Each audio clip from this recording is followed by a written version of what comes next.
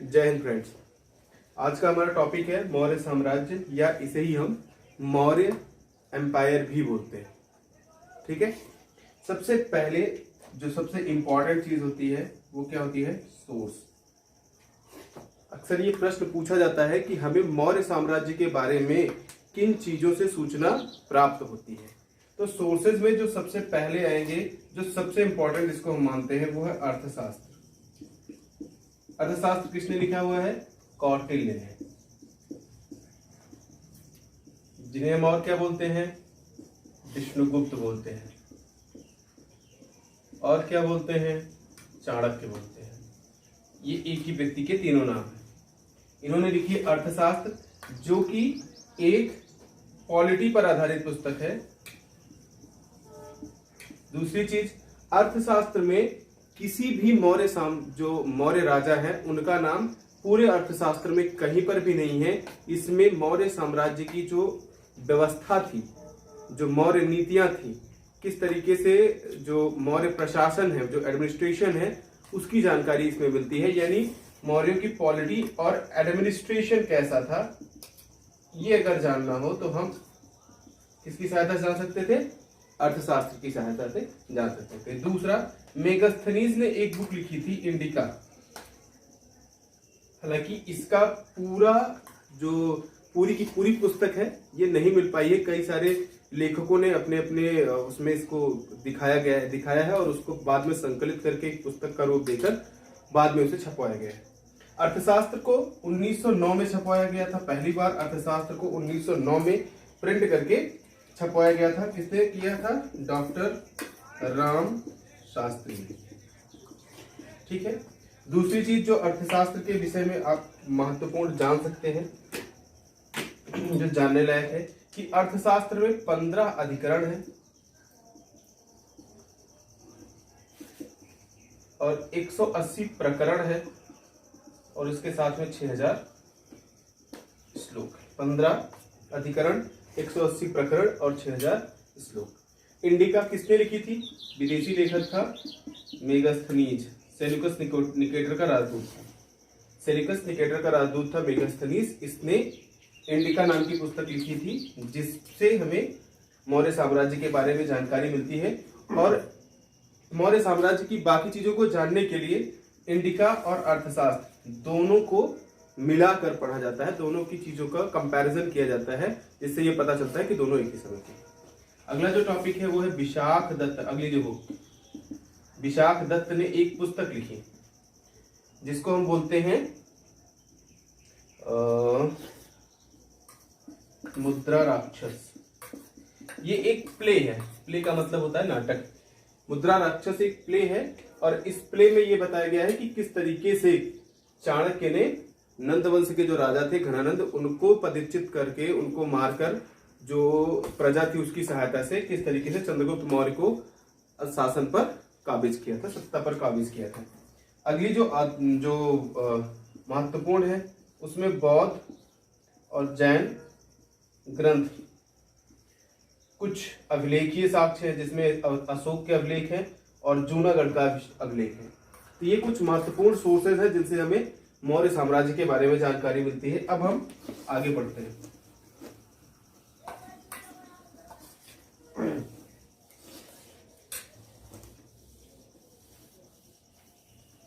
देखिए, अर्थशास्त्र और इंडिका से जो प्रश्न आते हैं वो मैं आपको बता चुका हूं। जैसे इसमें कितने प्रकरण है, कितने अधिकरण है, कितने श्लोक हैं, इंडिका किसने लिखी है, और जिसने लिखी है वो कहां से था और किसका राजदूत था। चंद्रगुप्त मौर्य के दरबार में आया था, सेल्यूकस निकेटर का राजदूत था। ये प्रश्न बहुत बार पूछा गया है कि जो मेगास्थनीज है वो किसके दरबार में आया था। ठीक है।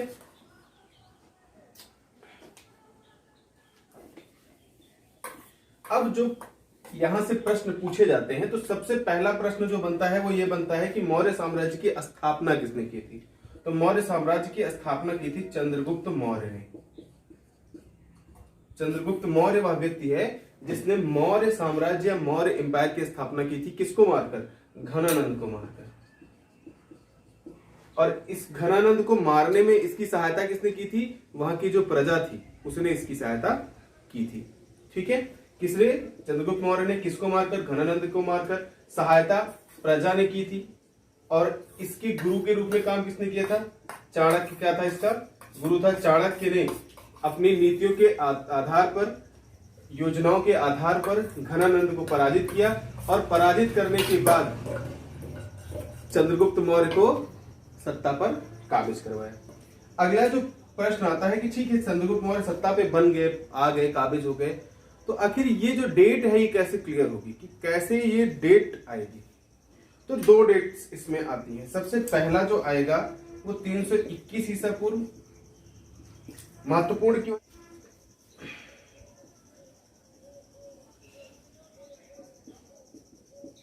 देखो, यहां पर हुई थी बेबीलोन की संधि।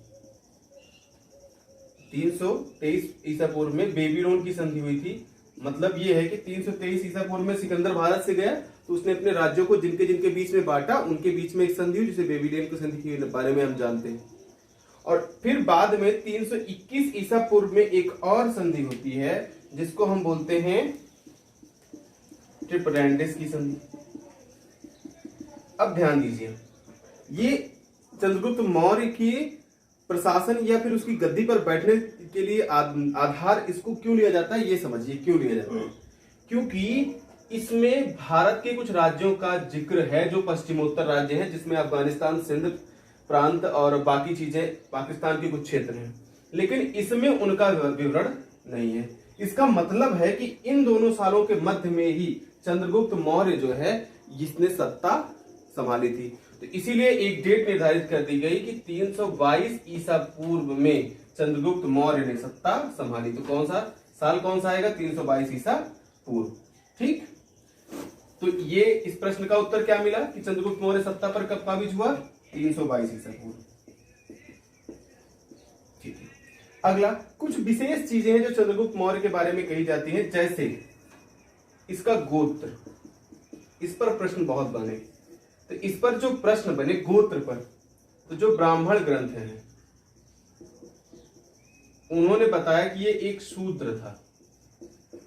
ब्राह्मण ग्रंथों ने बताया कि चंद्रगुप्त मौर्य एक शूद्र था जो है मोरी नामक स्त्री से, यानी इनकी माता का नाम क्या हो गया? मोरी, और इसी मोरी से लिया गया क्या? मौर्य। तो मोरी नामक स्त्री से जो नंदों के रनवास में रहती थी। कहां रहती थी? नंदों के रनवास में रहती थी, उससे उत्पन्न हुआ था कौन? चंद्रगुप्त मौर्य। लेकिन जो जैन और बौद्ध हैं ये बताते हैं कि ये मौर्य नामक मौर्य क्षत्रिय वंश था। जो चंद्रगुप्त मौर्य है ये एक मौर्य क्षत्रिय वंश है, उससे उत्पन्न है। और ये कौन सा वंश है? एक क्षत्रिय वंश है। इसकी प्रमाणिकता कहां से मिल जाती है? इस चीज की प्रमाणिकता ये मिल जाती है कि जो राज चिन्ह है, मौर्यों का राज चिन्ह क्या है? मोर। और अशोक के अभिलेख में भी 1-2 बार मोर पक्षी का जो चिन्ह है वो बनाया गया है। तो इससे ये ले लिया जाता है कि ये मौर्य वंश के थे और इसी वजह से इनका क्या नाम था? चंद्रगुप्त मौर्य। और इस पूरे डायनेस्टी का नाम क्या पड़ गया? मौर्य डायनेस्टी।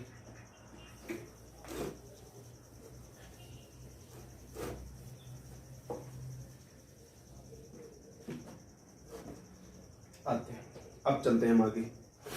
अब हम नाम की बात करते हैं। अलग अलग लोगों ने इसका अलग अलग नाम बताया है, जैसे सैंड्रो कोट्स,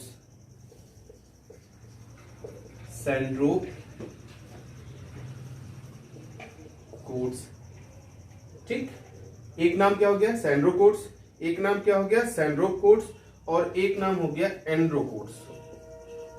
और ये तीनों नाम कभी भी आते हैं, ये तीनों किससे हैं? किससे लिए हैं? किसके लिए हैं? चंद्रगुप्त मौर्य के लिए। ये किसने दिया है? एरियन ने। ये नाम दिया है निर्याकस ने। इस नाम को दिया है निर्याकस ने। इस नाम को दिया है प्लिनी और स्ट्रैबो ने। ठीक, और जो एंड्रोकोट्स है, जो ये एंड्रोकोट्स है, इसको एरियन और प्लूटार्क ने। इसको किसने दिया? एरियन ने दिया और प्लूटार्क ने दिया। इसको देने के लिए स्ट्रैबो, प्लिनी ठीक है ना। और एरियन ने कई बार इस शब्द का भी इस्तेमाल किया, सेंड्रोकोट्स का भी।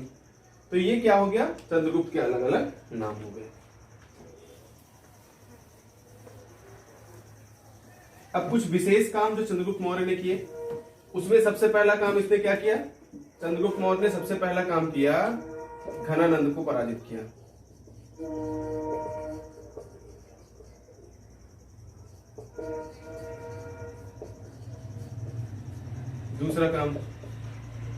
दूसरा काम इसने ये किया कि पश्चिमोत्तर प्रांतों को दासता से मुक्त कराया।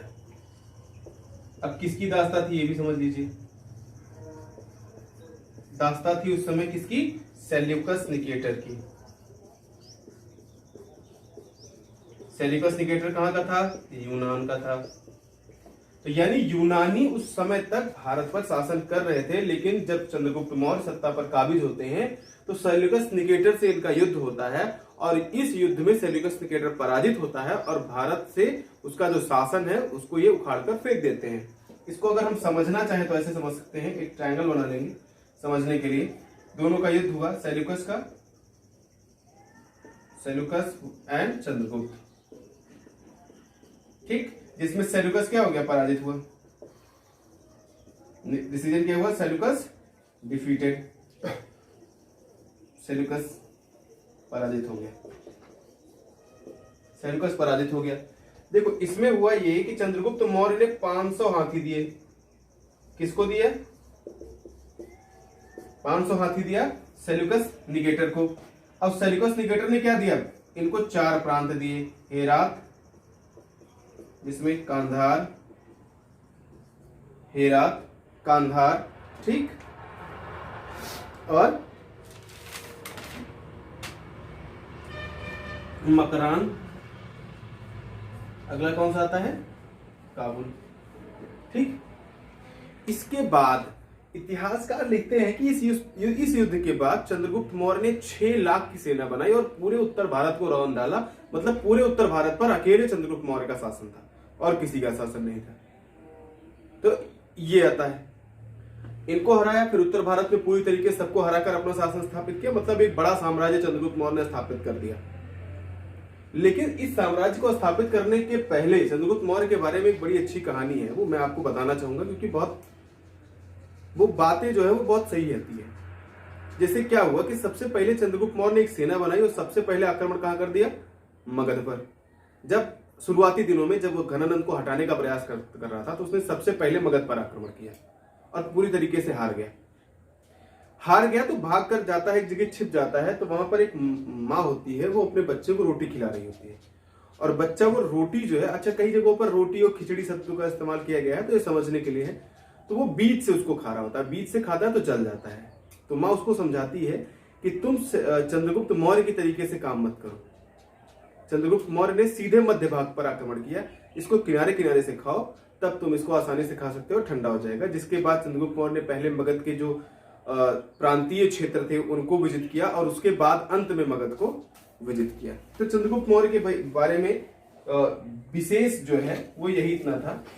अब चंद्रगुप्त मौर्य ने अपने अंतिम दिनों में, इसका पुत्र था सिंघसेन, जिसको जो है हम बिंदुसार बोलते हैं, सिंघसेन को या बिंदुसार को शासन सत्ता देकर श्रवणबेल गोला की पहाड़ियों पर जो कर्नाटक में है वहां पर गया और संलेखना पद्धति से अपनी जो जान है वो दी। तो अगला शासक कौन आ जाएगा इसके बाद आएंगे बिंदुसार। इनकी लाइफ का कोई बहुत बड़ा महत्वपूर्ण योगदान नहीं रहा। इनको अमित्र चेट्स भी बोलते हैं, बिंदुसार को ही बोलते हैं अमित्र चेट्स, ठीक है। इनका एक और नाम है, आता है सिंघसेन।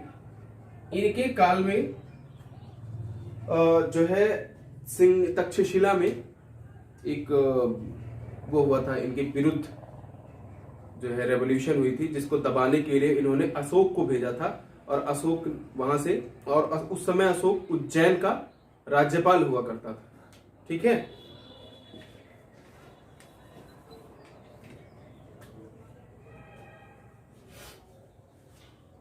दूसरा जो प्रश्न बिंदुसार के कार्यकाल से जो पूछा जाएगा वो सिर्फ एक पूछा जाएगा, डायमेकस। डायमेकस के बारे में पूछा जाएगा। डायमेकस क्या था? राजदूत था। कहां का? सीरिया का। मतलब उस समय भी भारत और सीरिया के रिश्ते मजबूत थे। डायमेकस राजदूत था सीरिया का और वहां के राजा ने इनसे अंजीर मंगवाई थी, पहली चीज। दूसरा, मदिरा, किसकी? अंगूर की। और तीसरी चीज दार्शनिक। तो इन्होंने ये दोनों चीजें भेज दिया ऐसे, लेकिन इसको नहीं भेजा था। तो बिंदुसार के जीवन से और चंद्रगुप्त के कार्यकाल से जो प्रश्न आते हैं महत्वपूर्ण, वो इतने हैं, वो मैंने आपको बता दिया। अगर कुछ चीजें छूट गई होंगी तो मैं आपको अगले वीडियो में बताऊंगा, या आपको लगता है कि मैंने कुछ छोड़ दिया है तो आप मुझे कमेंट करके कमेंट बॉक्स में बता सकते हैं। धन्यवाद।